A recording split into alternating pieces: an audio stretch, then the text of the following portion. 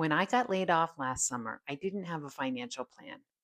I didn't make a checklist. I didn't call a financial advisor. I didn't do any of the things you're probably supposed to do. I just started looking at my money, where it was going, and where I could find more of it fast. Today, I want to walk you through exactly what I did and the steps I took because it might be the most useful thing I can do for you if you're in the same situation right now. Welcome back to 55 and Forward. I'm Alicia. If you're new here, I got laid off at 55 after 14 years with the same company on a Zoom call parked on the side of the road. I've been sharing my story and everything I've learned along the way on this channel weekly. Today, I'm getting into the financial side for the first time, specifically what I did that day and the weeks that followed when the income clock started ticking. And I want to say up front, this isn't for people with complicated financial portfolios or high level corporate situations. This is just what I did. But I think it applies to a lot of people, no matter how much you have saved or where you are in your career. This is what I was working with. I was given a 2-month layoff notice, which meant that I had 2 more months of receiving regular paychecks. And I know that's not common.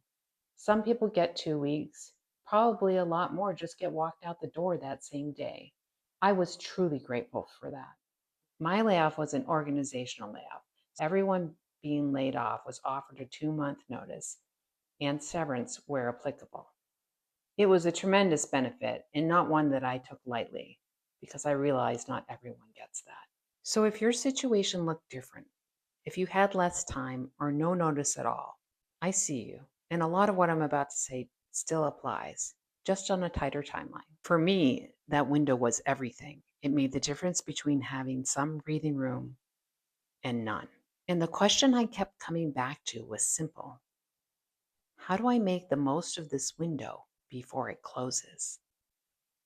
Not a well defined financial plan.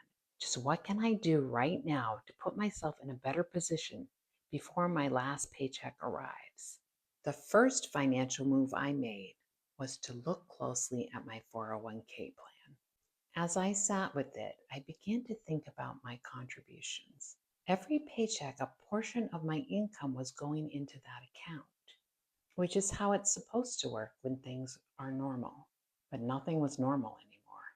I had set it up years earlier and I hardly touched it at all from year to year, except to maybe adjust the contribution amount. It ran on autopilot, which is how things are supposed to go when things are normal. But nothing was normal anymore. If you're someone who has a retirement plan, I want you to think about this with me for a second, because I think it applies whether you're contributing a little or a lot. Every dollar going into a 401k is a dollar that isn't in your hand. When you're in my situation, having income end imminently, that calculation changes completely. Stopping my contribution meant an immediate and significant opportunity to raise cash immediately. Not eventually, right away. Every paycheck between that moment and my last day would allow me to put money away in cash savings for my immediate needs. So that's the first thing I did when I got home that day. I wasn't giving up on retirement, and I didn't do it in a panicked way. It was just the most logical thing I could do in that moment to put more cash in my hands before the window closed. I want to say this is applicable to anyone making a contribution to a retirement account. Temporarily pausing those contributions in a notice period help you preserve funds you may need to live on while you're in a transition period of your life. The second thing I did was to comb through everything I was spending money on. And I'll be honest with you, it felt a lot like doing homework. It wasn't fun. It wasn't a light bulb moment. It was just sitting down and going through my accounts and statements and doing the unglamorous work of finding out where all of my money was going. At everything, and I mean everything. Subscriptions first, because I knew that was where I could find my easiest wins. Streaming services were second. I had streaming services I was paying for out of habit, mostly Netflix, Amazon Prime. They were just small amounts being charged monthly that didn't really even register. But here's what I realized: small charges are charges that add up to real money. Just leaving your account monthly without you having a conscious thought about it. So I started cutting. I got rid of Amazon Prime, Netflix, Hulu, and some other services. I replaced them with free alternatives like Canopy, Hoopla, and Tubi, which are free through your local library card or just free with ads. Now I know what you're thinking. Commercials? Really? But if you're somewhere around my age, you grew up watching TV with commercials. So why are you paying for commercial free? It's not that big of a deal. Then I looked at everything else: recurring charges, memberships, groceries, utilities, anywhere where money was quietly leaving without me really paying attention. I'm going to do a whole dedicated video on every change I made because there's genuinely a lot to cover and it deserves its own conversation. But the point right now is simpler than that. The audit itself was worth doing, not because it felt good, it didn't particularly, but because it gave me something I didn't have before: a real picture of what my life actually cost. Not a rough guess, not a feeling, an actual number.